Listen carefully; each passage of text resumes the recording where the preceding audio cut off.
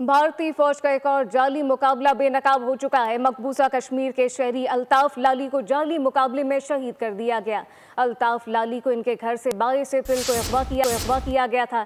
जाली मुकाबले की तफसीलात एक खातून ने बेनकाब की, जबकि सवाल किया कि अगर अल्ताफ अस्करियत पसंद था तो घर में कैसे रह रहा था। भारतीय फौज का एक और जाली मुकाबला बेनकाब हो गया। मकबूजा कश्मीर के शहरी अल्ताफ लाली को जाली मुकाबले में शहीद कर दिया गया। अल्ताफ लाली को इनके घर से 22 अप्रैल को अगवा किया गया था, जबकि जाली मुकाबले की तफसीलात एक खातून ने बेनकाब की हैं। सवाल किया गया कि अगर अल्ताफ अस्करियत पसंद था तो घर में कैसे रिहाइश पसीर था।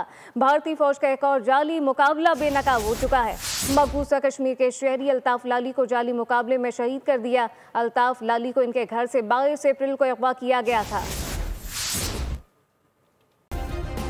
सब्सक्राइब करें और बेल दबाएं ताकि कोई खबर रह न जाए।